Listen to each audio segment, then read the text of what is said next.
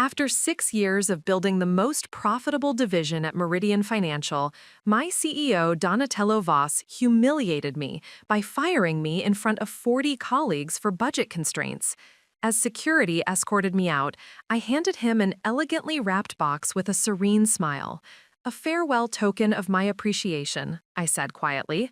3 hours later, when he finally opened it alone in his office, the color drained from his face and his hands began to tremble uncontrollably.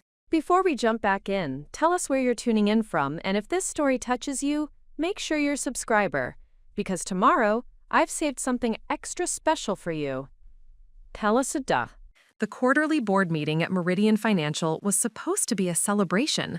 Our private wealth management division had just closed the most profitable quarter in company history, bringing in $12 million in new assets under management. I'd spent the weekend preparing presentation slides, reviewing client testimonials, and organizing performance metrics that proved what everyone already knew: my team was the backbone of this company's success. My name is Cordelia Blackwood, and I dedicated 6 years of my life to building something extraordinary at Meridian Financial. What started as a struggling boutique investment firm with 3 clients had grown into a powerhouse, managing over $200 million in assets.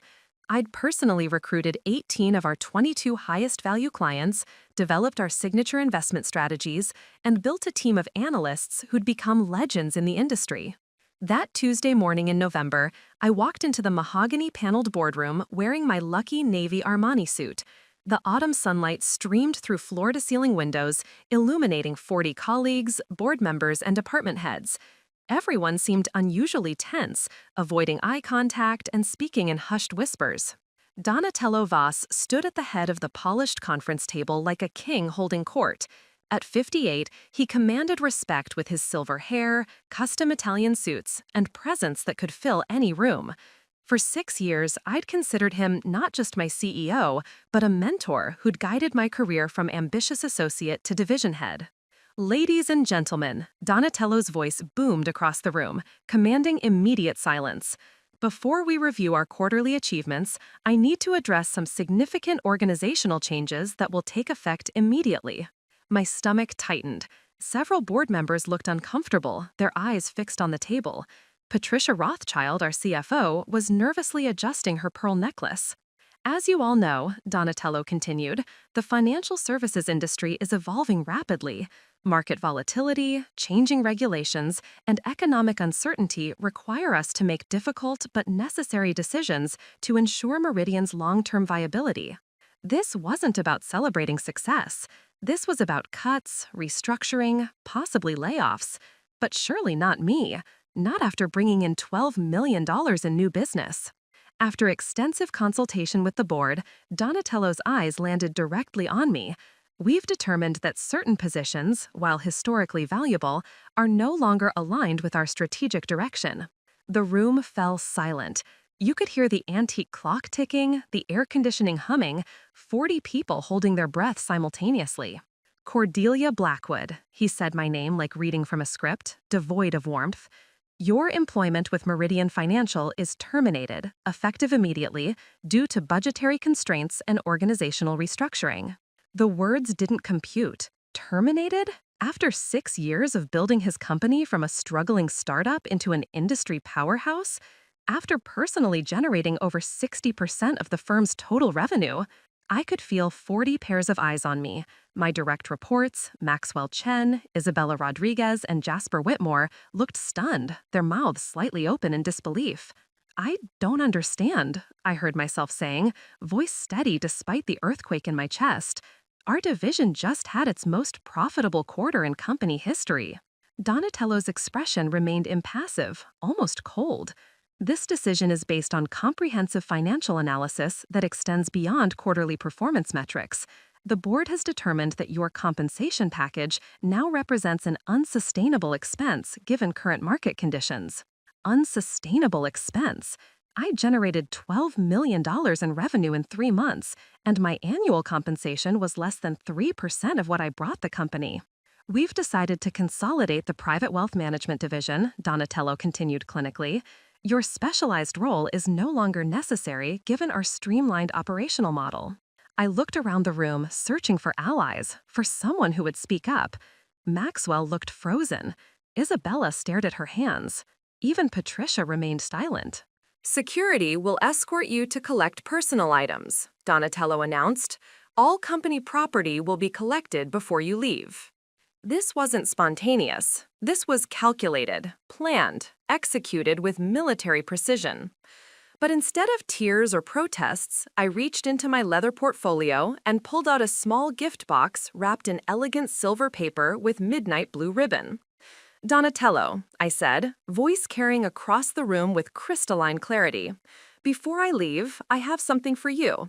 A small token of appreciation for everything you've taught me about business, loyalty, and the true nature of professional relationships. He looked confused as I placed the box on the table. Open it when you have privacy, I said, meeting his eyes directly. I think you'll find it illuminating. Standing in my office doorway, I surveyed the space that had been my professional sanctuary for 6 years. The mahogany desk where I'd negotiated million-dollar deals, the leather chairs where anxious clients had sat while I guided them through market volatility, the wall of framed certificates from every major financial planning organization, each representing hundreds of study hours and years of expertise that couldn't simply be replaced. Security guard Rodriguez stood respectfully near the door while I gathered belongings. He'd worked at Meridian for 4 years, had always greeted me warmly, and now looked genuinely uncomfortable. "Miss Blackwood," he said quietly, "this doesn't sit right with any of us. We all know what you've done for this company." I managed a small smile while packing my banker's box. My grandmother's antique fountain pen, the crystal paperweight from my first major client, photographs from company retreats where I'd been celebrated as Employee of the Year 3 times running. Each item felt weighted with memories of a career that had just been erased. The mathematics made no sense. I'd brought in $48 million in new assets this year alone. My total compensation was $400,000 annually. Even a first-year business student could calculate that my return on investment was astronomical.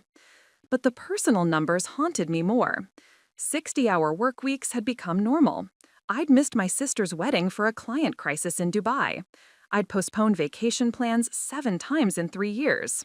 I'd eaten dinner at my desk more often than at home, and my relationship with Thomas had ended because he couldn't compete with my devotion to Meridian. I'd sacrificed everything for this company, believing excellence and dedication would be rewarded. I'd bought into Donatello's speeches about building something lasting, about creating a legacy. I'd foolishly believed my contributions made me indispensable.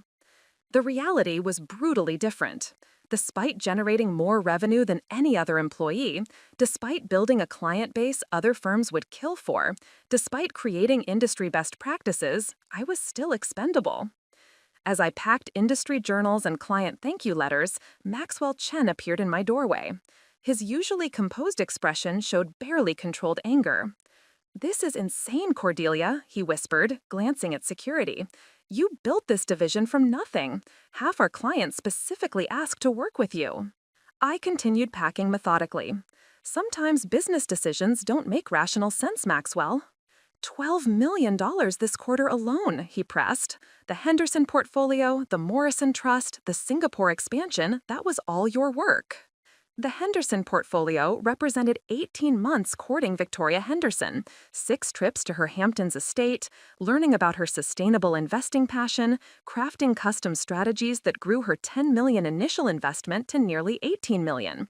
She told me last week she was referring 3 more ultra-high net worth friends specifically because of my personal attention.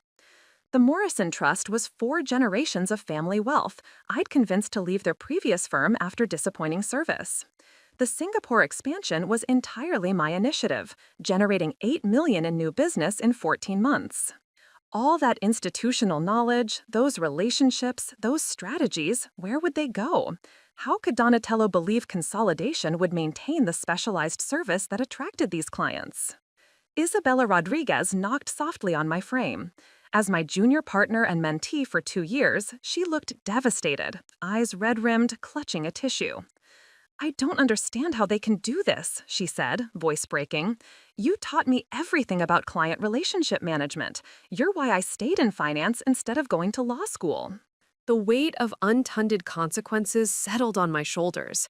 Isabella's career development, Maxwell's advancement prospects, the entire team I'd built. What would happen to them? Would they be absorbed into other divisions where their specialized skills might be wasted? Preparing and narrating this story took us a lot of time, so if you are enjoying it, subscribe to our channel. It means a lot to us. Now back to the story. Listen to me, both of you, I said, setting down my photograph. This industry is smaller than you think. Reputation matters more than company loyalty. Whatever happens next, remember that excellence speaks louder than politics. Build your own networks, document your achievements, and never let anyone convince you that your contributions don't matter. As I spoke, I realized I was talking to myself. For 6 years, I'd let Donatello define my worth, allowed their approval to become my primary validation. I'd made the classic mistake of believing company loyalty was reciprocal. Rodriguez cleared his throat. Miss Blackwood, I need to collect your laptop and access cards. I handed over my laptop, containing 6 years of client communications and strategic plans, my executive floor access card, parking garage remote, company credit card. Each felt like losing pieces of my identity. But walking toward the elevator for the last time, something unexpected happened. Instead of defeat or humiliation, I felt strange liberation, as if invisible chains I hadn't realized I wore had suddenly broken. The elevator doors closed, and I saw my reflection in polished steel. The woman looking back wasn't broken or diminished. She was someone forced to confront uncomfortable truth about corporate loyalty, someone about to discover exactly what she was worth in a market that valued results over politics. 20 minutes after my humiliating exit, my phone buzzed with a call from Donatello's assistant, Genevieve Ashworth. She'd managed his schedule with military precision for 8 years, and we'd developed mutual respect through professional collaboration. Cordelia, her voice carried unusual tension. Mr. Voss would like to see you back in his office. He says there are details about your transition that need immediate clarification. The audacity was breathtaking. 30 minutes after publicly firing me for budgetary constraints, Donatello wanted me to return for clarification? The power play was both predictable and insulting. I'm no longer an employee, Genevieve, I replied calmly. If Mr. Voss needs to discuss legal matters, he can have attorneys contact me. Between you and me, Genevieve's voice dropped personal, I think there might be confusion about what happened. He seems agitated. Maybe you should hear what he has to say. Confusion? There had been no confusion about his carefully rehearsed announcement, no ambiguity in his clinical dismissal of 6 years of success. But curiosity got the better of me. 15 minutes later, I was back in the executive suite, but the power dynamic felt completely different. I wasn't an employee seeking approval. I was a former employee with nothing left to lose. Donatello's corner office occupied half the 42nd floor, with panoramic city views that impressed clients and intimidated competitors. Italian leather furniture, original artwork, a bar cart with bottles costing more than most monthly salaries. He stood behind his massive desk, usually impeccable composure showing hairline cracks. Cordelia, thank you for coming back, he began, attempting warmth that felt forced. I realized today's announcement was abrupt, and I wanted to explain the larger context. I remained standing, declining his gesture towards chairs. The power play felt important. I wouldn't sit like a subordinate being lectured. The board has been under tremendous pressure from investors, he continued, pacing behind his desk in ways I'd never seen. Market conditions are creating uncertainty about long-term profitability, and we need to demonstrate fiscal responsibility. Fiscal responsibility from someone whose compensation exceeded $2 million annually, who expensed country club memberships, who just approved $40,000 for his executive bathroom renovation. Donatello, I interrupted, using his first name deliberately. My division generated $12 million this quarter. My compensation represents less than 3% of what I personally brought this company. What aspect suggests fiscal irresponsibility? His pacing stopped, and his mask slipped completely. I saw something I'd never noticed, resentment and insecurity that explained everything. The board feels your compensation structure has become disproportionate, he said carefully. While your performance has been acceptable, market reality suggests we can achieve similar results with less expensive talent. Acceptable. 6 years of industry-leading performance, client retention rates other firms studied, revenue generation that kept Meridian competitive during 3 market downturns, reduced to acceptable? Similar results with less expensive talent, I repeated slowly. You mean recent MBA graduates with impressive GPAs, no client relationships, no market experience, and no understanding of psychological complexities in managing generational wealth? His jaw tightened. We have confidence that proper systems and processes can compensate for individual experience. Modern financial management is about technology and efficiency, not personality-driven client relationships. The statement revealed why Meridian would struggle without me. Donatello believed ultra-high net worth clients were interchangeable units, caring more about algorithms than trust. He thought spreadsheets could replace intuitive understanding developed through years of working with people whose decisions affected entire family legacies. Victoria Henderson called me last week, I said, watching his expression. She specifically mentioned referring the Pemberton family because of personal attention I provided during her father's estate transition. The Pemberton account represents $15 million. Do you believe systems and processes can replicate personal referral networks? For the first time since I'd known him, Donatello looked genuinely uncertain. The Pemberton family was old money, generational wealth that moved in exclusive circles, making decisions based on relationships built over decades. Additionally, he said defensively, the board has concerns about concentration of client relationships in a single employee. From risk management perspective, having so much business dependent on one person creates vulnerability. Risk management. Translation, they were threatened by my importance and wanted to diminish my leverage. The irony was that firing me created the exact vulnerability they claimed to avoid. So the solution to having someone too valuable was firing that person and hoping irreplaceable client relationships would transfer to less expensive replacements who've never met these clients? Donatello sat heavily, looking directly at me without rehearsed confidence for the first time. Cordelia, this wasn't personal. You're talented and dedicated, but business decisions sometimes require choices that don't reflect individual merit. Don't reflect individual merit. 6 years of my life, and he was admitting my termination had nothing to do with performance and everything to do with politics and cost-cutting. I left Donatello's office for the second time that day feeling something I hadn't expected: clarity. His desperate attempt to justify the unjustifiable had revealed more about his character and the company's true priorities than 6 years of working there had ever shown me.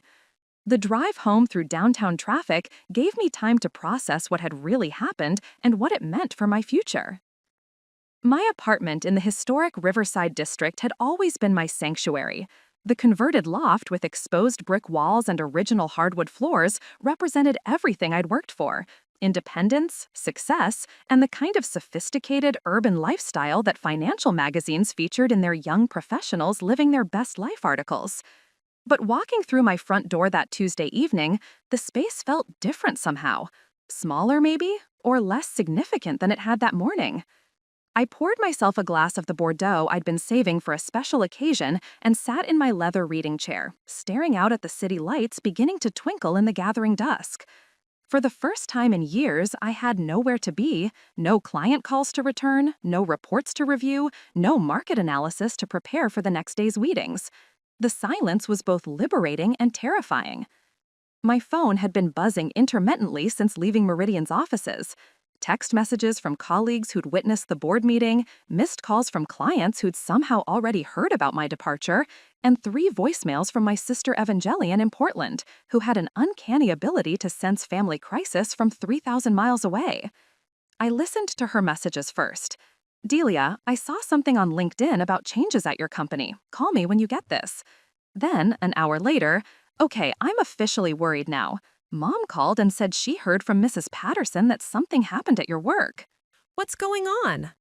The final message, recorded just 20 minutes earlier: if you don't call me back in the next hour, I'm booking a flight to come check on you personally. Evangeline was the only person who still called me Delia, a nickname from childhood that had somehow survived despite my transformation into the polished professional known as Cordelia Blackwood. She was 2 years younger, a veterinarian who'd chosen small-town life over urban ambition, and the one person who'd never been impressed by my corporate success. I called her back, knowing she'd see through any attempt to minimize what had happened. "Thank God," she answered on the first ring. "I was already looking at plane tickets. What happened?" "I got fired today," I said simply, surprised by how calm I sounded. 6 years with the company, record-breaking performance, and they terminated me for budgetary constraints. That's corporate speak for "we found a cheaper replacement," isn't it? Sometimes I forgot how perceptive my sister could be. Something like that. "Are you okay? I mean, really okay? You sound weird, too calm." I considered her questions seriously. Was I okay? 6 hours ago, I'd been a successful division head with a six-figure salary and a reputation as one of the most effective wealth managers in the region. Now I was unemployed, publicly humiliated, and facing the prospect of rebuilding a career that had taken me 15 years to establish. "I think I'm in shock," I admitted. "This morning, I was preparing for a celebration meeting about our quarterly performance.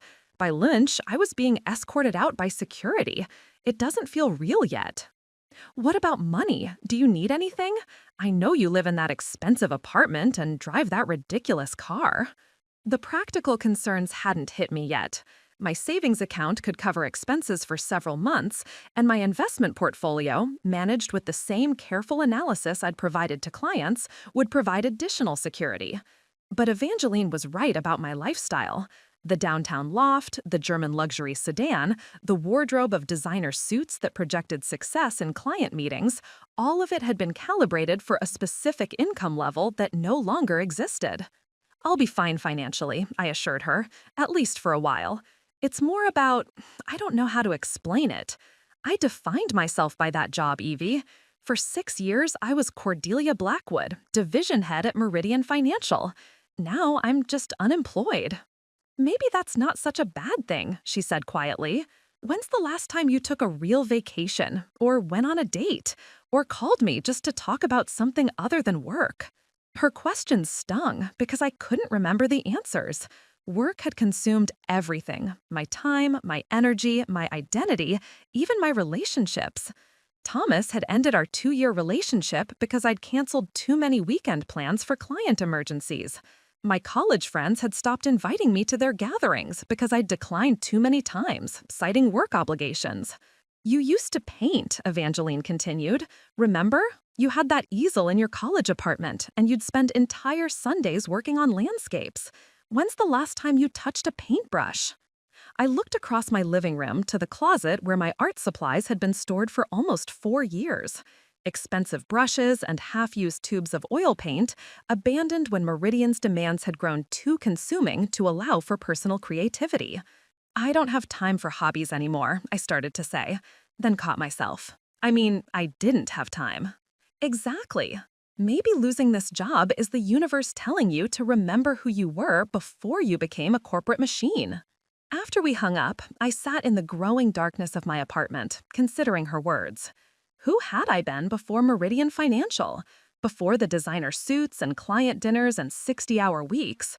I could barely remember that person. The woman who'd painted on Sunday mornings, who'd read novels for pleasure, who'd maintained friendships that weren't based on professional networking. The woman who'd once believed that success meant more than just generating revenue for other people's companies. My laptop sat on the dining table, still logged in to my personal email account. Among the usual promotional messages and newsletter subscriptions, I found 3 emails that made my heart skip. Messages from clients who'd heard about my departure and wanted to know what had happened. Victoria Henderson, whose portfolio I'd grown by 80% over 2 years. Marcus Rothwell, whose family trust I'd restructured to save them millions in tax liability. Catherine Pemberton, whose referral could bring $15 million in new business to whatever firm earned her confidence. They weren't just asking about my employment status, they were asking about their future financial security, about whether the person they trusted with their family's wealth would still be available to provide guidance and protection. The next morning brought an email that made my coffee taste like ash. It arrived at 6:47 a.m. from Patricia Rothschild, Meridian's CFO, with a subject line that read, "Urgent, transition documentation required." Dear Cordelia, the message began with corporate formality that felt insulting after our years of collaborative work. Given the abrupt nature of your departure, we require your immediate assistance in documenting client relationships, portfolio strategies, and operational procedures to ensure seamless continuation of services. Seamless continuation. They wanted me to create a detailed manual for my own replacement, essentially teaching someone else how to do the job they'd decided I wasn't worth keeping. The audacity was breathtaking, but it wasn't entirely unexpected. Corporate America had perfected the art of extracting maximum value from departing employees while offering nothing in return except the hollow promise of maintaining professional relationships. The email continued, "We're prepared to offer consulting compensation of $500 per day for this transition work, which we estimate will require 10 to 15 days to complete comprehensively. Given your specialized knowledge of our highest value client accounts, your cooperation is essential for maintaining business continuity." $500 per day. My previous daily compensation had been nearly 4 times that amount, and now they wanted to rent my expertise at bargain rates to train my replacement. The insult was compounded by the timeline. They expected me to spend 2 to 3 weeks creating comprehensive documentation that would essentially make me completely replaceable. But the most galling aspect was the implied threat. Patricia's carefully worded email suggested that my cooperation was essential, meaning my refusal could potentially harm client relationships and damage my professional reputation in the industry. They were holding my own success hostage, using the relationships I'd built as leverage to force my compliance with their cost-saving measures. My phone rang before I could finish processing the full implications of Patricia's request. The caller ID showed Maxwell Chen's number, and I answered, expecting to hear his familiar voice offering support and solidarity. Instead, I heard tension and barely concealed panic. "Cordelia, thank God you answered," he said, his usual composure completely absent. "We need to talk. Can you come in today? Donatello wants to meet with you and the entire wealth management team." "Maxwell, I don't work there anymore," I reminded him gently. "They terminated my employment yesterday, remember?" I know, but this is different. It's about client retention. We've had 7 clients call since yesterday, asking about your status. Victoria Henderson specifically said she wants to move her entire portfolio if you're no longer managing her account. 7 clients in less than 24 hours. The number would have been satisfying if it weren't so predictable. Ultra-high net worth individuals didn't develop loyalty to companies. They developed trust in individual advisors who understood their unique needs and consistently delivered results. "That's unfortunate," I said, meaning it sincerely. "I hope the team can reassure them that Meridian will continue providing excellent service." "Cordelia, please." Maxwell's voice carried a desperation I'd never heard before. Isabella spent 2 hours on the phone with Marcus Rothwell yesterday, trying to explain why his account was being transferred to someone she's never met. He asked her questions about his estate planning strategy that she couldn't answer because you were the one who developed it. The Marcus Rothwell situation was particularly complex.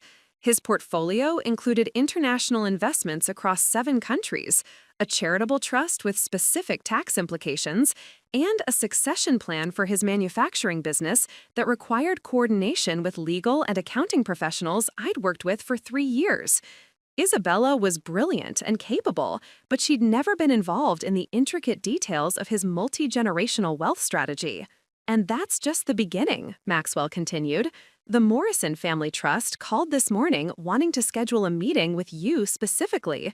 When Genevieve told them you were no longer with the company, Mrs. Morrison said they'd be seeking alternative management immediately. Each client defection represented millions in lost assets under management and thousands in annual fees. More importantly, these weren't just business relationships, they were referral networks. Victoria Henderson had introduced us to 4 other families. Marcus Roswell's recommendations had brought in the entire Cedar Valley Country Club crowd. The Morrison Trust was connected to old Philadelphia money that could generate decades of future business. I understand this creates challenges for the team, I said carefully, but I'm not sure what you expect me to do about it. Come in for one day, Maxwell pleaded. Meet with the clients who are threatening to leave. Help us transition the relationships properly. Donatello says he'll make it worth your while financially. Make it worth my while. 24 hours after firing me for budgetary constraints, Donatello was prepared to pay premium rates to prevent the complete collapse of the division I'd built. The irony would have been amusing if it weren't so professionally insulting. Maxwell, I need you to understand something, I said, choosing my words carefully. Those client relationships weren't company assets that can be transferred from one employee to another. They were built on trust, personal connection, and demonstrated expertise that developed over years of individual interaction. I know that, he said quietly. We all know that. But Donatello seems to think that if you personally introduce the new team members and vouch for their capabilities, the clients will stay. Vouch for their capabilities. They wanted me to stake my personal reputation on the competence of people who'd never managed ultra-high net worth portfolios, who didn't understand the psychology of generational wealth, and who'd been hired specifically because they were cheaper than maintaining my position. And if I refuse? I asked. Then Meridian Financial loses approximately 40% of its assets under management within 60 days, Maxwell admitted, which means layoffs. Probably half the staff. There it was, the emotional manipulation I'd been expecting.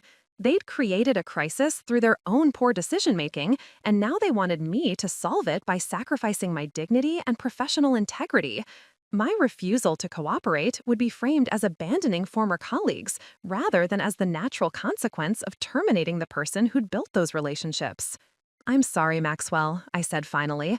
I can't help them, but I can help you. What do you mean? Start updating your resume. A company that fires its top revenue generator and then expects her to train her replacement for discount rates isn't a place where talented people have long-term career security. The silence on the other end of the line stretched for nearly 30 seconds before Maxwell spoke again, his voice barely above a whisper.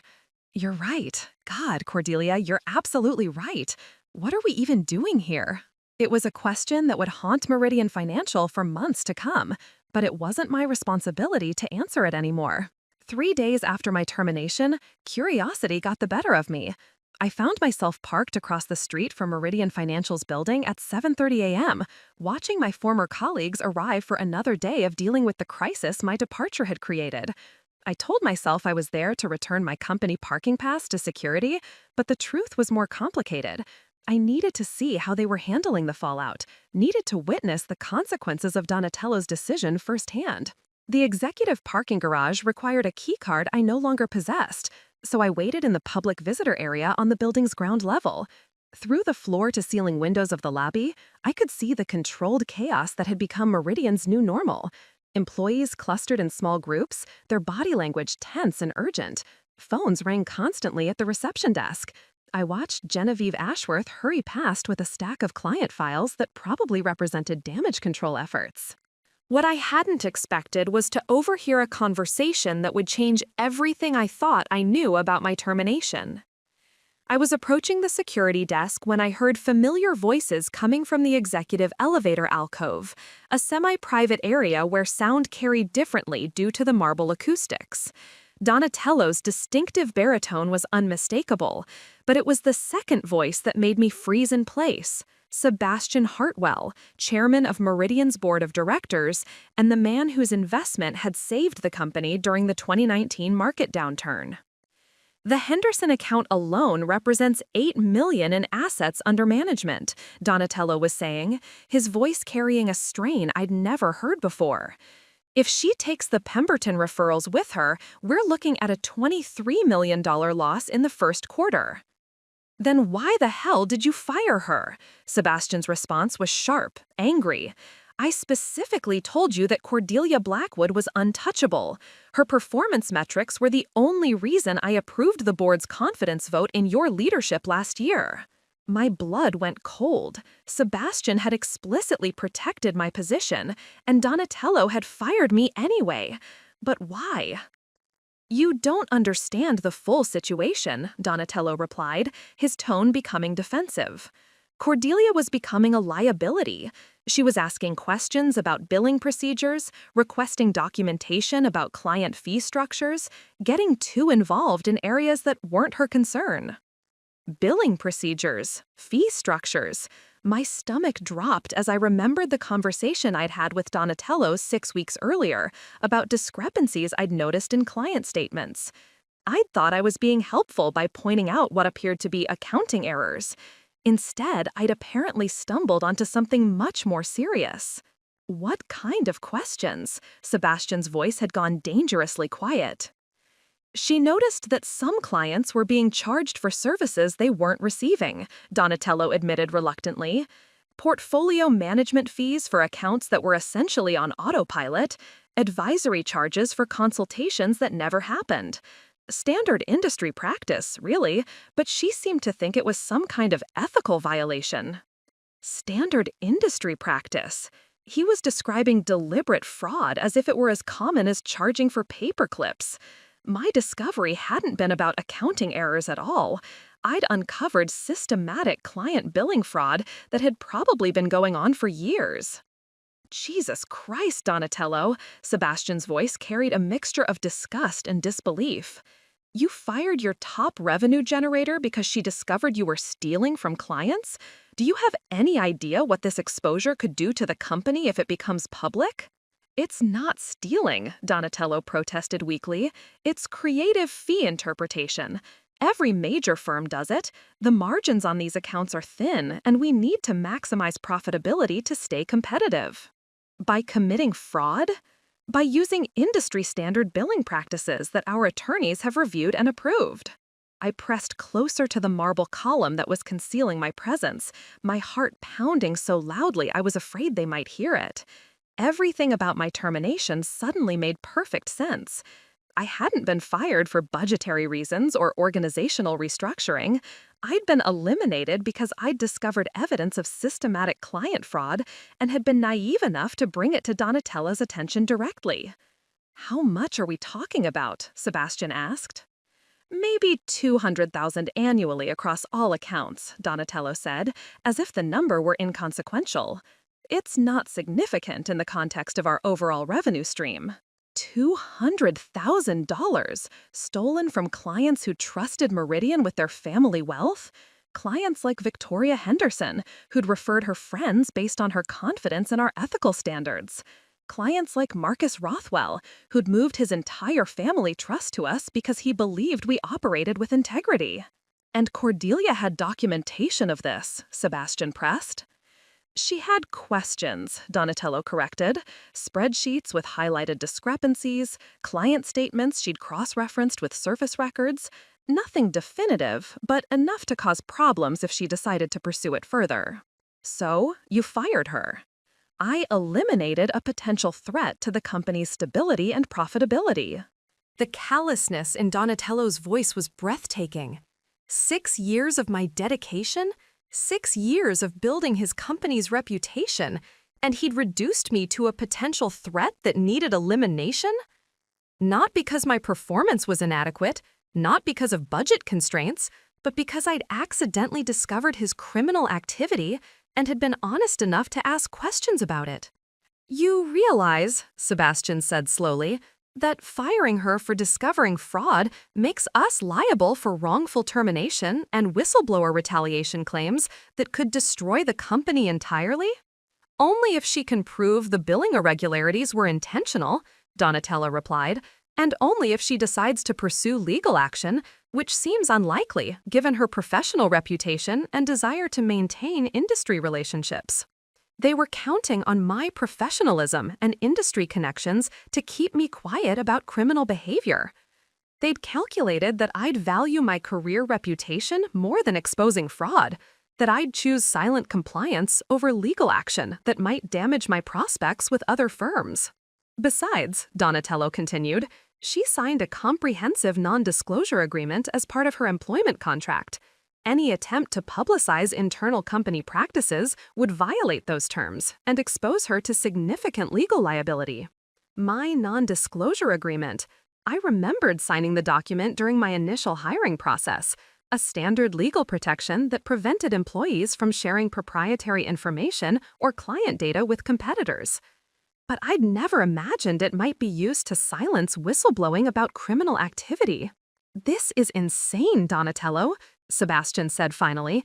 You've created a situation where our former top performer has every reason to destroy us, and possibly the legal standing to do it. What exactly was your long-term strategy here? My strategy was protecting the company's profitability and my authority as CEO, Donatello snapped, his composure finally cracking completely. Cordelia was getting too big for her position, asking too many questions, developing too much influence with clients. She needed to understand that nobody, no matter how successful, is indispensable. Nobody is indispensable. The phrase echoed in my head as I quietly backed away from the elevator alcove and walked toward the building exit. Donatello had been so threatened by my success and so committed to his fraudulent billing schemes that he'd eliminated me rather than address the ethical violations I'd discovered. But in his arrogance, he'd made a critical miscalculation. By firing me, he'd freed me from the employment obligations that might have prevented me from exposing his criminal behavior. And by underestimating my integrity, he'd assumed I'd choose personal career protection over ethical responsibility to the clients who'd trusted both of us with their financial security. Walking back to my car, I realized that the elegant gift box I'd given him wasn't the only surprise Donatello would be receiving. He'd just made the biggest mistake of his professional life, and he didn't even know it yet. Sitting in my car outside Meridian Financial, I felt something fundamental shift inside me. The woman who'd walked into that building 3 days ago seeking closure was gone, replaced by someone who understood exactly what she was dealing with and what needed to be done about it. This wasn't about wounded pride or professional disappointment anymore. This was about justice, ethics, and protecting innocent people from a predator who'd weaponized their trust. The drive home passed in a blur of strategic thinking. Every traffic light gave me time to process another piece of the puzzle, to understand how Donatello's systematic fraud connected to my termination and what it meant for the clients who'd entrusted their financial futures to someone who viewed them as profit centers rather than human beings. Back in my apartment, I spread my personal files across the dining table, copies of documents I'd accumulated over 6 years of meticulous record-keeping. Client correspondence, performance reports, billing reconciliations, and most importantly, the spreadsheets I'd created 6 weeks ago when I'd first noticed the discrepancies that had ultimately cost me my job. What I'd initially dismissed as accounting errors now revealed themselves as part of a sophisticated fraud scheme. Victoria Henderson had been charged $15,000 for quarterly portfolio rebalancing that had never occurred. I could verify this because I'd been managing her account personally and knew every transaction. Marcus Rothwell's family trust had been billed for estate planning consultations that existed only on paper, meetings that had supposedly taken place when Marcus was traveling in Europe and I was covering a conference in Chicago.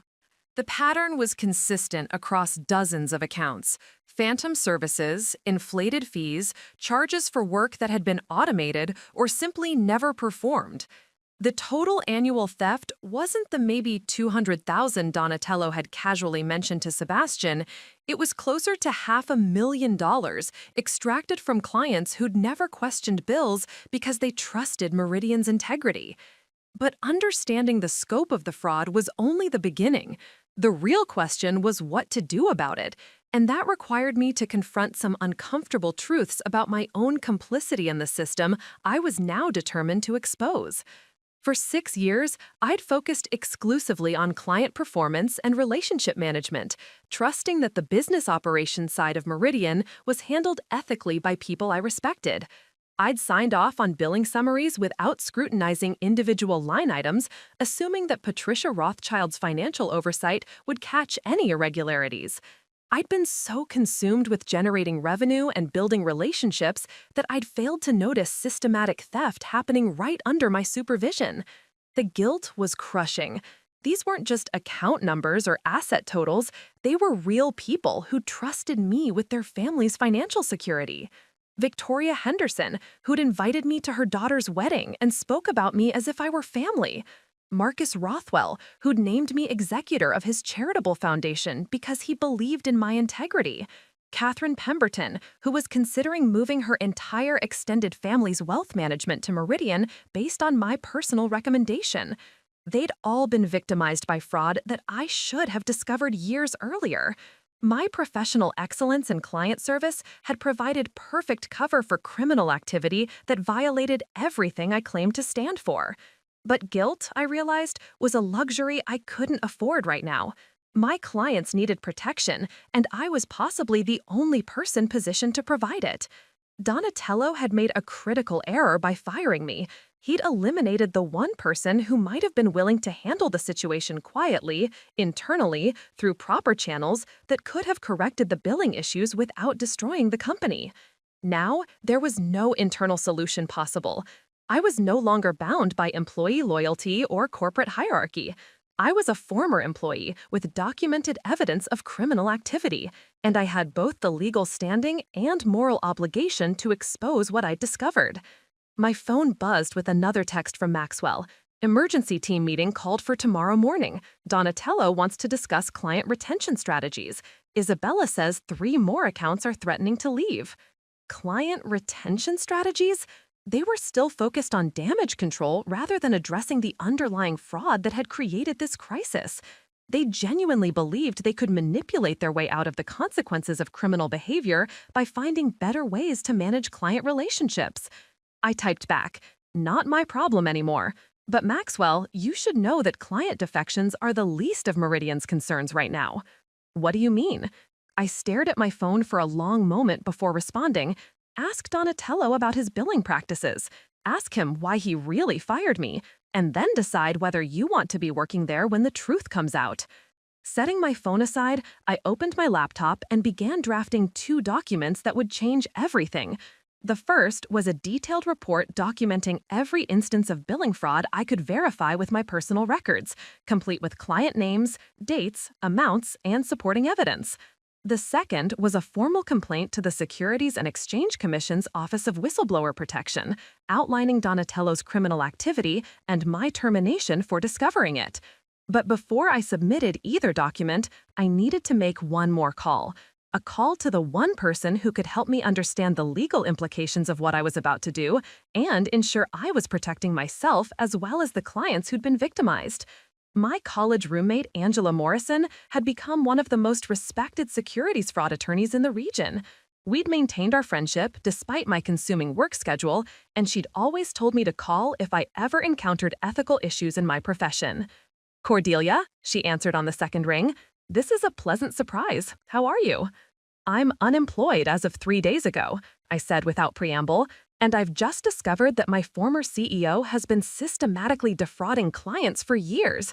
I need to know how to expose this properly without destroying my own career in the process." The silence stretched for nearly 15 seconds before Angela responded, her voice shifting into the focused tone I remembered from our law school study groups. "Tell me everything. Don't leave out a single detail." For the next hour, I explained the whole situation, my termination, the overheard conversation, the evidence I'd accumulated, and my growing understanding of how extensive the fraud had become. Angela listened without interruption, occasionally asking for clarification about specific billing practices or documentation I possessed. "Cordelia," she said finally, "what you're describing isn't just billing irregularities. This is systematic securities fraud that could result in criminal charges, not just civil penalties. If you decide to pursue this, you're potentially ending multiple careers and destroying a company that employs 47 people." "And if I don't pursue it," I replied, Dozens of innocent clients continue being victimized by someone they trust with their financial security. Fair point, but you need to understand that once you file a whistleblower complaint, there's no going back. Your name will become public eventually, and you'll be known in the industry as the person who brought down Meridian Financial. That reputation might make it difficult to find employment with other firms who worry about hiring someone with a history of exposing employer misconduct. The warning was sobering, but not surprising. Whistleblowers rarely emerged unscathed from the battles they initiated, even when they were protecting innocent people from criminal activity. On the other hand, Angela continued, you have exceptionally strong legal protection under federal whistleblower statutes, and if the SEC investigation confirms your allegations, you could be entitled to significant financial rewards. More importantly, you'd be doing the right thing for clients who trusted you to protect their interests. The right thing. For 6 years, I'd defined professional success in terms of revenue generation and client satisfaction. Now I was being forced to define it in terms of moral courage and ethical responsibility. I need to think about this, I said. Take all the time you need, Angela replied. But Cordelia, if you decide to move forward, don't do anything without calling me first.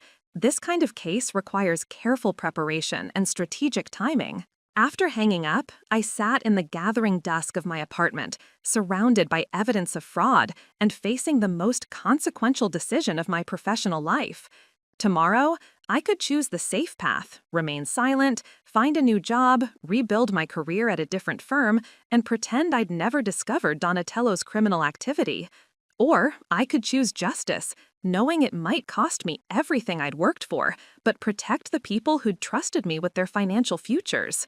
The choice, when I really examined it, wasn't difficult at all. I spent the next 48 hours preparing with the methodical precision that had made me successful in wealth management. If I was going to expose Donatello's fraud, I needed to do it properly, with documentation that was irrefutable, legal protection that was comprehensive, and strategic timing that would maximize impact while minimizing my personal vulnerability. Angela had sent me a detailed email outlining the process for filing a whistleblower complaint with the SEC. The requirements were stringent. I needed original documents, not just copies, and I needed to demonstrate that I'd attempted internal resolution before going to federal authorities. My personal files contained more evidence than I'd initially realized. 6 years of meticulous record-keeping had created a comprehensive archive of client communications, billing reconciliations, and performance reports that documented patterns of fraud across dozens of accounts. One email from 18 months earlier was particularly damning. Donatello had instructed me to begin charging all high-net-worth clients a portfolio optimization fee for services that our investment software performed automatically. This is standard industry practice for clients with complex holdings, he'd written. The fee reflects the sophistication of our analysis, not the time investment required. On Thursday morning, I called Angela with my decision. I'm moving forward with the whistleblower complaint. What's the best way to protect myself while ensuring maximum impact? First, we file a comprehensive complaint with the SEC, she explained. Then we file parallel complaints with the State Securities Commission and FINRA. Multiple jurisdictions create multiple investigations, making it harder for Meridian to contain the damage. Angela suggested giving Donatello one final opportunity to resolve this internally. Document that offer in writing, and if he refuses, it strengthens your legal position significantly. That afternoon, I crafted an email to Donatello, copying Patricia Rothschild and Sebastian Hartwell. Following my recent termination, I've been reviewing client files and have identified billing irregularities that require immediate attention. Rather than pursuing external remedies, I'm offering Meridian the opportunity to address these issues internally. The response came 6 hours later, exceeding my worst expectations for arrogance. Your concerns reflect a fundamental misunderstanding of industry standards and acceptable fee structures, Donatello wrote. Additionally, I must remind you that your employment agreement included comprehensive non-disclosure provisions that remain in effect indefinitely. He was threatening me rather than addressing the fraud. By putting his refusal in writing, he'd provided documentation that would strengthen my eventual complaint. I forwarded his response to Angela. I think we have everything we need. How quickly can we file the complaints? Her response arrived within minutes. I can have all documents prepared by tomorrow afternoon. Are you ready to change your life completely? Yes, I typed back. I'm ready. Friday afternoon at 4:47 p.m., I walked into the offices of Morrison and Associates with a leather portfolio containing documents that would destroy Donatello Voss's career and potentially send him to federal prison. Angela had chosen the timing deliberately, late enough in the day to ensure our filings would be processed over the weekend, giving me maximum legal protection before Donatello could mount any retaliation efforts. The Securities and Exchange Commission's regional office occupied 3 floors of a downtown federal building, its sterile corridors and fluorescent lighting designed to intimidate rather than welcome. Angela had prepared me for the bureaucratic maze we'd encounter, but nothing could have prepared me for the weight of actually filing complaints that would trigger criminal investigations. Remember, Angela whispered as we approached the reception desk, you're not just a disgruntled former employee. You're a financial services professional with 6 years of industry experience who discovered systematic fraud and attempted internal resolution before seeking federal intervention. That distinction matters enormously in how regulators will perceive their credibility. The intake process was surprisingly straightforward. A compliance officer named David Chen, no relation to my former colleague Maxwell, reviewed my documentation with the methodical precision of someone who'd processed hundreds of similar complaints. He asked clarifying questions about billing practices, requested additional details about client account structures, and seemed particularly interested in the email communications I'd preserved. Miss Blackwood, he said, after spending 20 minutes reviewing my materials, this appears to be a comprehensive and well-documented complaint. The evidence you've provided suggests systematic violations that warrant immediate investigation. Systematic violations. The clinical language couldn't mask the severity of what I was alleging. I was accusing a licensed financial advisor and his company of criminal fraud, theft from clients, and retaliatory termination against a whistleblower. What happens next? We'll conduct a preliminary review within 30 days to determine whether a formal investigation is warranted, David explained. Based on the documentation you've provided, I anticipate we'll be opening a full investigation and potentially coordinating with other regulatory agencies. Other agencies? Angela had explained that securities fraud cases often involved multiple jurisdictions, federal regulators, state authorities, professional licensing boards, and sometimes criminal prosecutors. Each agency would conduct independent investigations that could result in civil penalties, license revocations, or criminal charges. Additionally, David continued, under federal whistleblower protection statutes, you're now protected against any retaliation for filing this complaint. If your former employer attempts to interfere with your employment prospects or professional reputation, that would constitute additional federal crimes. Protected against retaliation. The words should have been comforting, but I understood that legal protection and practical reality were often very different things. Donatello couldn't legally prevent me from finding new employment, but he could certainly make it more difficult through industry networking and professional reputation management.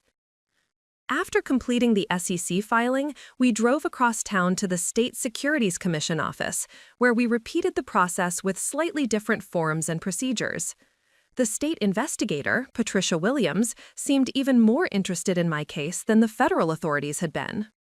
We've had informal complaints about Meridian Financial's billing practices before, she admitted, but never anything this comprehensive or well-documented.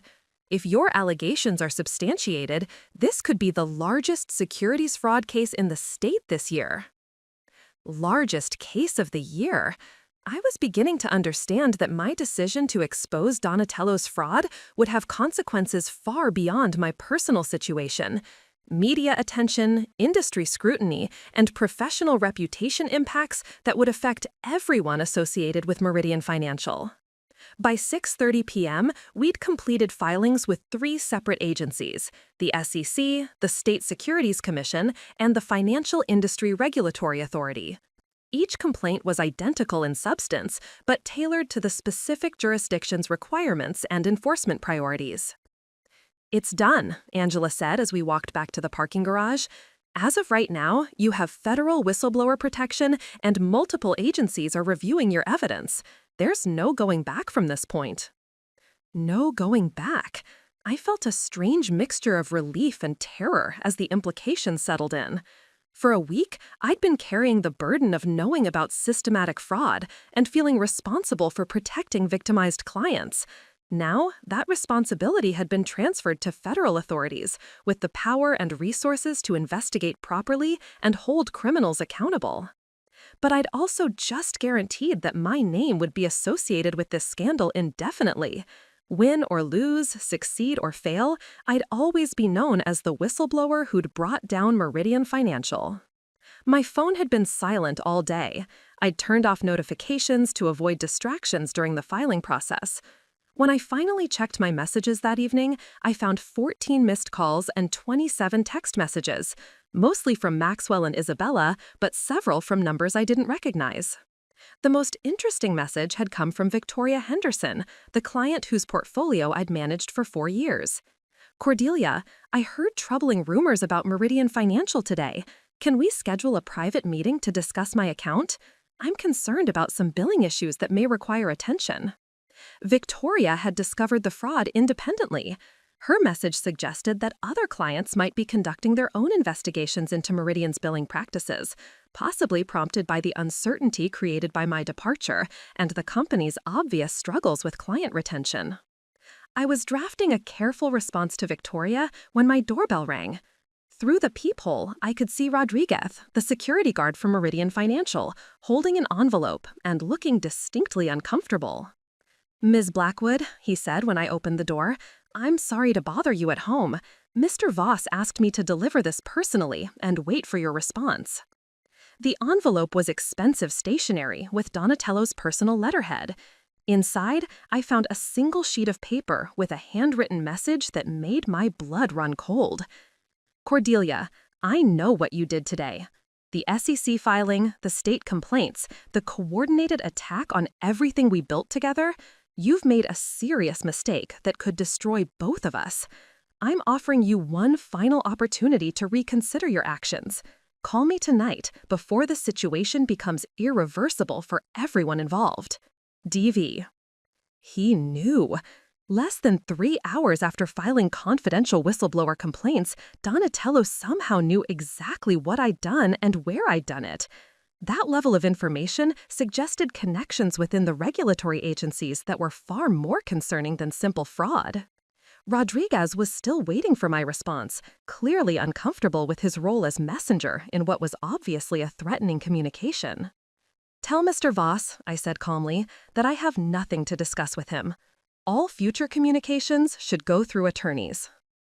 "Ma'am," Rodriguez said quietly, "I've known Mr. Voss for 6 years, and I've never seen him this angry. Whatever happened between you two, please be careful." After Rodriguez left, I immediately called Angela and read her Donatello's message. "This is extremely concerning," she said. "Whistleblower filings are supposed to be confidential during preliminary review. If Donatello has inside information about your complaints, it suggests corruption that goes much deeper than simple billing fraud. What do I do?" "Document everything. Save that letter, record the exact time and circumstances of delivery, and prepare for escalation. If Donatello's threatening you less than 4 hours after filing, he's either desperate or he has resources we haven't accounted for." I spent the rest of the evening preparing for possibilities I'd never considered: emergency contacts, secure communication methods, backup plans for personal safety, and contingency arrangements for evidence protection. The woman who'd walked into regulatory offices that afternoon as a concerned former employee was rapidly becoming someone who understood she might be in physical danger from people with significant power and resources.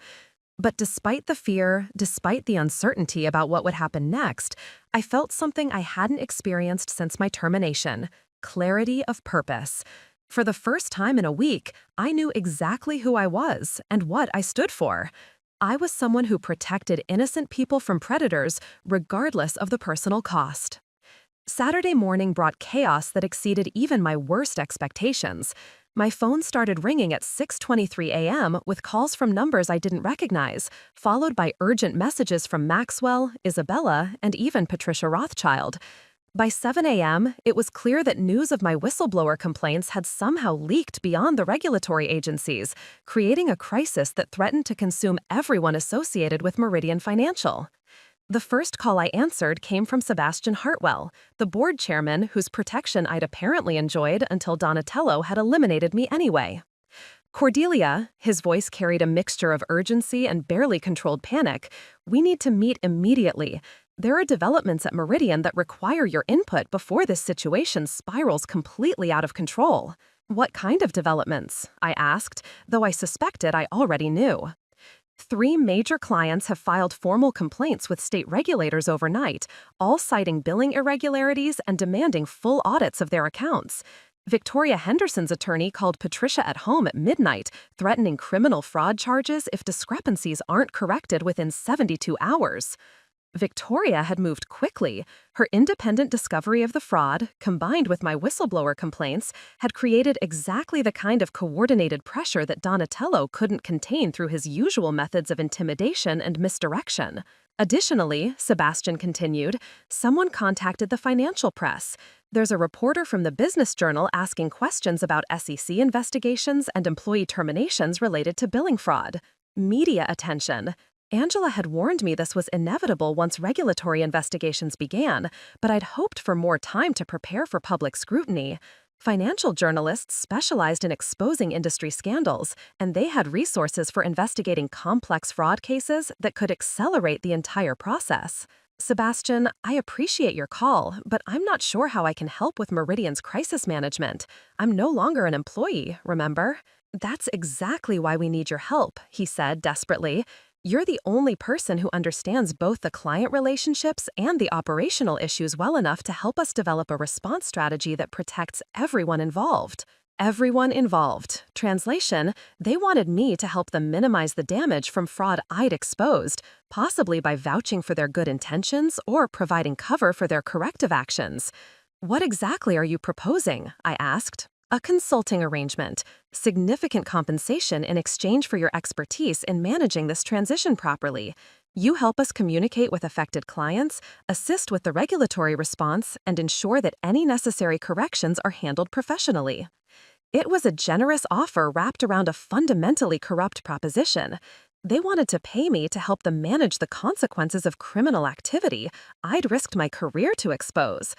More troubling, they seemed to believe I might actually consider trading my integrity for financial compensation. I'm going to decline, I said firmly.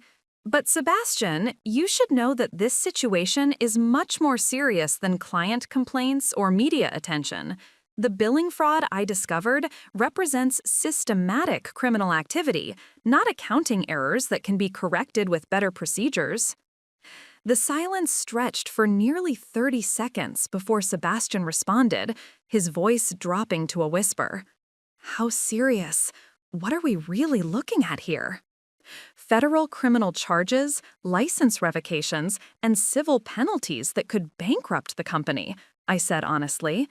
This isn't a public relations problem that can be managed with the right messaging. This is organized fraud that victimized dozens of clients over multiple years. Jesus Christ! And Donatello knew? Donatello orchestrated it. The billing irregularities weren't mistakes, they were deliberate theft disguised as legitimate fees. Another long silence. Then, Cordelia, what would it take for you to help us find a solution that doesn't destroy 47 jobs and devastate innocent employees who had nothing to do with billing practices? The appeal to my conscience was sophisticated and emotionally manipulative. Sebastian understood that I cared about my former colleagues and felt responsible for consequences they didn't deserve. But he was asking me to prioritize their employment over justice for victimized clients and accountability for criminal behavior. There is no solution that protects everyone, I said. Criminal fraud has consequences, and those consequences include job losses, reputation damage, and financial penalties. The time for alternative solutions was 6 weeks ago when I first brought these issues to Donatello's attention. Before Sebastian could respond, my call waiting indicated another incoming call from Donatello himself. I told Sebastian I'd think about his offer, knowing I wouldn't, and switched to the call I'd been expecting since filing my complaints. Cordelia. Donatello's voice carried none of its usual confidence. Instead, I heard something approaching desperation mixed with barely controlled rage. We need to discuss the situation you've created before it damages both of us irreparably. I didn't create this situation, Donatello. I discovered it. You filed confidential complaints against a company that employed you for 6 years, against people who trusted you and supported your career development. That's not discovery, that's betrayal. The accusation was breathtakingly hypocritical. He'd systematically stolen from clients who'd trusted him, fired me for discovering his criminal activity, and threatened me with legal action for trying to protect innocent people. Now he was characterizing my ethical response as betrayal. The only betrayal here, I said calmly, was your decision to defraud clients who trusted you with their financial security. Those weren't fraudulent charges, Donatello snapped. They were legitimate fees for sophisticated financial analysis and premium advisory services. Every major firm in the industry uses similar fee structures. Billing clients for portfolio rebalancing that never occurred isn't a fee structure, it's theft. You don't understand the complexities of institutional billing practices. What you're calling theft is standard industry procedure for high net worth account management. His continued insistence that systematic fraud represented industry standards revealed either genuine delusion or calculated gaslighting. Either way, it confirmed that he had no intention of accepting responsibility for criminal activity that had victimized dozens of innocent people. Donatello, I'm going to give you some advice that might save your career and possibly keep you out of federal prison, I said. Hire an attorney immediately, cooperate fully with regulatory investigations, and begin the process of making restitution to every client you've defrauded. Restitution? His voice rose sharply. You're talking about millions of dollars in corrections that would bankrupt the company and destroy everyone's livelihood. I'm talking about returning money you stole from people. And what about your livelihood? He asked. His tone shifted to something that sounded almost threatening. What about your reputation in an industry where trust and discretion matter more than idealistic crusades? Do you think other firms are going to want to hire someone known for destroying her previous employer over billing disputes? There it was, the retaliation threat disguised as career counseling. He was warning me that exposing his fraud would damage my own professional prospects, that industry networking would ensure I'd struggle to find employment at firms worried about hiring a potential whistleblower. My reputation will be based on protecting clients from criminal fraud, I replied. I can live with that. You're making a serious mistake, Cordelia. The financial services industry is smaller than you think, and memories are longer than you might expect. This decision will follow you for the rest of your career. So will the knowledge that I did the right thing when it mattered most. I hung up before he could respond, but not before hearing something in his voice that chilled me. This wasn't just about fraud anymore. It was about power, control, and a man who'd built his success on criminal activity being forced to confront accountability for the first time in his career. Within minutes of ending the call, my phone buzzed with a text from Maxwell. Emergency meeting at Meridian in 1 hour. Donatello says attendance is mandatory for all current and former employees. He specifically mentioned you by name. Mandatory attendance for former employees? Donatello was clearly spiraling, making demands that had no legal authority and demonstrating increasingly poor judgment. But the message also suggested he was preparing some kind of group response to the crisis, possibly attempting to present a unified front against regulatory investigations. I forwarded Maxwell's text to Angela with a brief message. Is he legally allowed to demand attendance from terminated employees? Her response came within minutes. Absolutely not. This looks like intimidation or possibly witness tampering. Do not attend under any circumstances and document everything. The net was closing around Donatello faster than he'd apparently expected. His desperate attempts to control the narrative and manage the response were creating additional evidence of obstruction and retaliation that would only strengthen the criminal case against him. But as I sat in my apartment that morning, watching my former life disintegrate through a series of increasingly frantic phone calls and text messages, I realized that exposing the truth had consequences I hadn't fully anticipated. Colleagues who'd worked alongside me for years were now choosing sides in a battle between justice and self-preservation, and not all of them were choosing the side I'd hoped they would. By Monday morning, the financial press had picked up the story in ways that transformed my carefully documented whistleblower complaint into a public scandal. The Business Journal's front-page article, Meridian Financial Under Investigation for Systematic Client Fraud, included details that could only have come from someone with access to confidential regulatory filings. My phone rang at 7:15 a.m. with a call from David Chen at the SEC. Miss Blackwood, we need to discuss some concerning developments. There appears to have been a significant breach of confidentiality that's compromised our preliminary investigation. Details from my complaint had appeared in media reports published less than 48 hours after filing.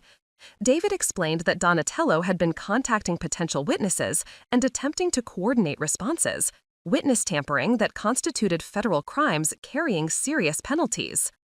We're accelerating our investigation timeline, David said. Given the media attention and evidence of obstruction, we'll be conducting interviews this week rather than waiting for the standard 30-day review. My phone showed 17 missed messages. 3 were from reporters, 5 from former colleagues seeking guidance, and 9 from clients who'd heard about the scandal. Isabella Rodriguez's message was particularly concerning. Donatello told everyone you filed false complaints out of spite, but Patricia showed us the billing documents you'd questioned, and I can see the problems. Some of us want to tell investigators the truth, but others are afraid of losing their jobs. 7 major clients had called since yesterday asking about my status. Victoria Henderson specifically said she'd move her entire portfolio if I was no longer managing her account. The Morrison Family Trust was demanding a meeting with me specifically, threatening to seek alternative management when told I was no longer with the company. Each client defection represented millions in lost assets and thousands in annual fees. More importantly, these weren't just business relationships. They were referral networks that could generate decades of future business. But amid the crisis, an unexpected opportunity emerged. My phone rang with a call I hadn't anticipated. Miss Blackwood, this is Catherine Sterling from Sterling Wealth Management. I hope I'm not calling at an inconvenient time. Catherine Sterling's boutique firm managed assets for some of the most sophisticated investors in the region, building its reputation on precisely the kind of ethical, client-focused practices I'd always believed should define our industry. I've been following the news about the Meridian situation, she said carefully, and I wanted to reach out regarding your professional future. Are you available for lunch today? We met at Meridian Restaurant downtown. Catherine was exactly what I'd expected. Impeccably dressed, professionally confident, possessed of quiet authority that came from decades of successfully managing other people's wealth. Your actions regarding the Meridian fraud have impressed a lot of people, she began. It takes courage to risk your career protecting clients from criminal activity, and that integrity is exactly what sophisticated investors are looking for.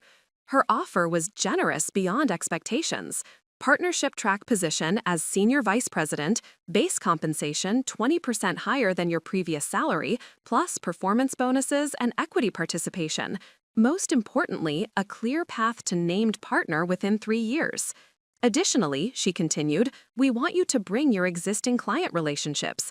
Victoria Henderson specifically suggested I contact you. She said, Cordelia Blackwood is the most ethical financial advisor I've ever worked with, and I'd follow her to whatever firm was smart enough to hire her. Catherine explained Sterling's transparent billing practices, detailed monthly statements itemizing exactly what services clients paid for, no phantom charges, immediate correction of any errors. 3 of your former colleagues have already approached us, she added. Maxwell Chen, Isabella Rodriguez, and Marcus Webb have all expressed interest if we can create appropriate positions. After discussing the opportunity with Angela, who confirmed no legal restrictions prevented me from joining Sterling, I called Catherine to accept. "Welcome to Sterling Wealth Management," she said, genuine pleasure in her voice. "I think you'll discover that ethical practice isn't just morally satisfying, it's also more profitable than fraud ever could be." My first month at Sterling Wealth Management exceeded every expectation about what ethical financial services could accomplish. Instead of navigating corporate politics and justifying questionable billing practices, I spent time actually serving clients and building advisory relationships I'd always believed should define our industry. Every client statement was a masterpiece of clear communication, itemizing services provided, time invested, and fees charged with detail that made phantom billing impossible. Fee structures aligned advisor compensation with client success rather than maximizing revenue through hidden charges. Victoria Henderson was first to move her portfolio, bringing her 8-figure account and expressing relief about working with a firm that valued transparency. Her referral of the Pemberton family materialized into a $15 million relationship that demonstrated why ethical practice was more profitable than fraud. "I can't tell you how much peace of mind I have knowing my wealth management team operates with integrity," Victoria said during our first quarterly review. "After Meridian, I'll never work with anyone who puts profit ahead of fiduciary responsibility." Marcus Rothwell followed within 2 weeks, transferring his family trust and business accounts while expressing similar sentiments about working with trustworthy advisors. His decision triggered referrals from other Cedar Valley Country Club members who'd heard about the Meridian scandal. By month's end, I'd brought $42 million in assets under management to Sterling, more than my first year at Meridian. The difference was these clients weren't just account numbers representing fees. They were relationships built on mutual respect, transparent communication, and trust earned through consistent ethical behavior. The team reunification was equally successful. Maxwell joined as senior analyst, Isabella as associate advisor, Marcus Webb as compliance director.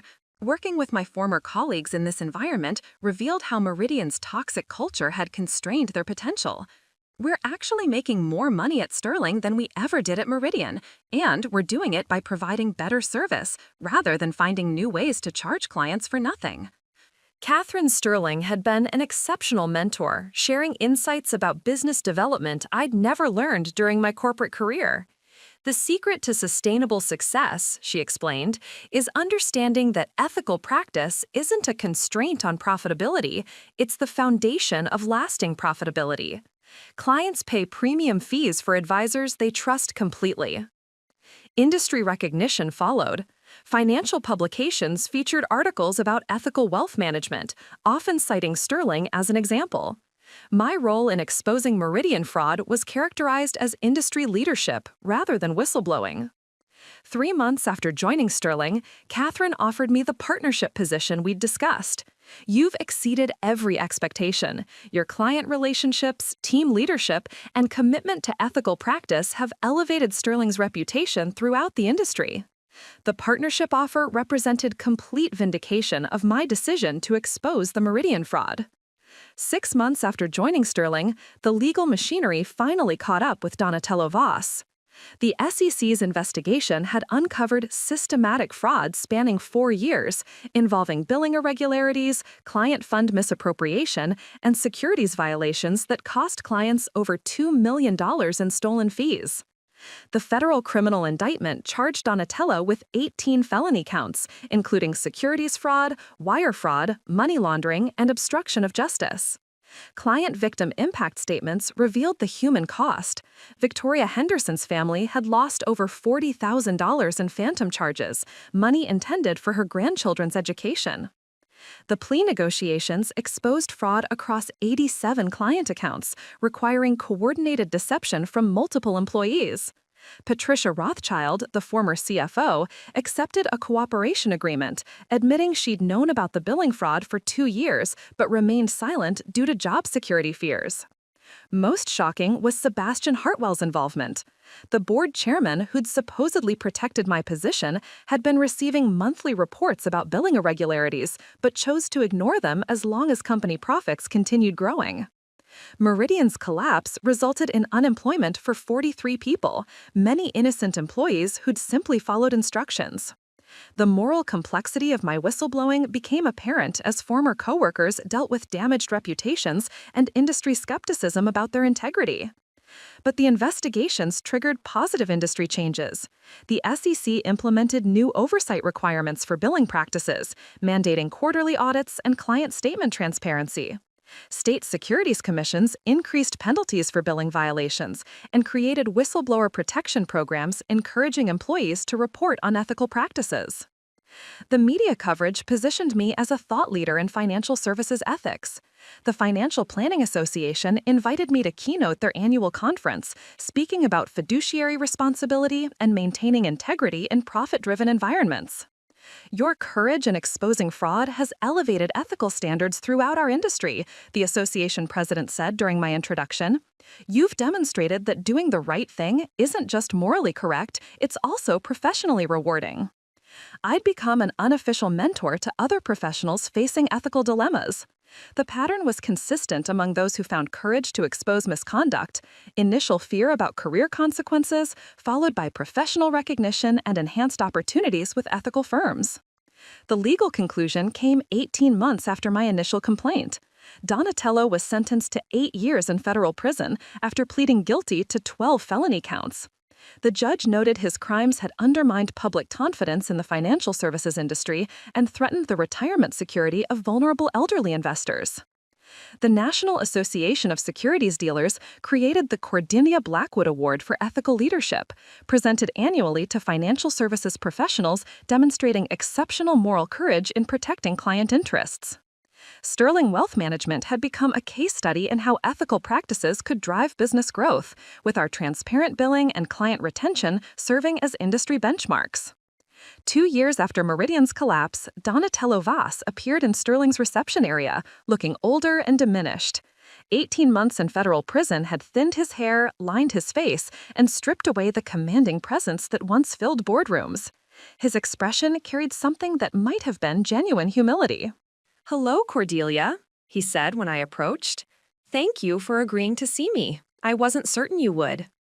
We moved to my office, where he sat across from my desk, the man who'd fired me for exposing his crimes, now sitting in my successful firm, built partially through the reputation gained from that exposure. "I've had a lot of time to think about what I did to you, to our clients, and to everyone who worked for me," he began. "Prison provides plenty of opportunity for reflection, and I've come to understand how fundamentally wrong my actions were." His words sounded sincere, but I remained cautious. "What specifically are you apologizing for?" "Everything," he said without hesitation, "for creating a culture where fraud was normalized, for firing you when you tried to protect our clients, for threatening you when you refused to be silenced, for destroying innocent employees' careers." I probed deeper. During our last conversations, he'd insisted the billing practices were legitimate industry standards. What changed his perspective? "Federal prison," he said after a long pause, "being surrounded by other white-collar criminals who'd convinced themselves their fraud was justified, that they were victims of regulatory overreach. Listening to their rationalizations made me recognize my own self-deception." He looked out at the harbor view. "I'd convinced myself that stealing from clients was acceptable as long as I provided some service, that firing you was protecting the company rather than my criminal enterprise. I also want you to know that your actions probably saved my life," he continued. "The fraud would have continued escalating: fake investment opportunities, Ponzi-style returns, offshore accounts. If you hadn't exposed it when you did, I would have eventually destroyed hundreds of families rather than dozens." "What do you want from this conversation?" I asked. "I wanted to thank you," he said. "Your courage forced me to confront who I'd become before it was too late to recover any part of my humanity." He was now working at a nonprofit, providing financial literacy education to low-income families, minimum wage, no authority, just helping people avoid the kind of predators he used to be. "The gift you gave me when I fired you," he said at my door, "I finally opened it last week. The note said you hoped I'd understand you did it because you cared about the company and clients. Reading that helped me accept full responsibility for what I'd done to all of you." After he left, I realized redemption was more complicated than justice, but also more hopeful about genuine change when people confronted consequences of their actions. 3 years after my termination, I stood in the Grand Harbor Hotel ballroom accepting the financial services industry's Fiduciary Excellence Award. The recognition felt surreal.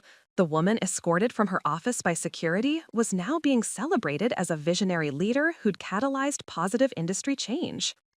Sterling Wealth Management had grown from managing $200 million to over $800 million in client assets, largely through referrals from clients seeking ethical advisory relationships. This year's recipient demonstrated that individual moral courage can create industry-wide transformation, the presenter began. Her willingness to risk her career protecting innocent investors has elevated ethical standards throughout our profession. Approaching the podium, I thought about the journey, the terror after my termination, sleepless nights documenting fraud, uncertainty about whether doing right would prove professional suicide. But mostly, I thought about lives changed by my decision. Victoria Henderson's protected grandchildren's funds, Marcus Rothwell's expanded charitable programs, Catherine Pemberton's referrals that launched my partnership. When I discovered systematic fraud at my former firm, I faced a choice many professionals encounter. I could remain silent, protect my job, and hope someone else would address the criminal behavior, or I could risk everything to protect innocent people. The audience was completely engaged. I chose to speak out because client trust is the foundation of everything we do. When that trust is violated through fraud, we're not just stealing money, we're undermining relationships that allow families to plan futures and communities to build generational wealth. The sustained applause lasted nearly 2 minutes. Afterward, dozens of advisors shared their own ethical challenges and inspiration from my experience.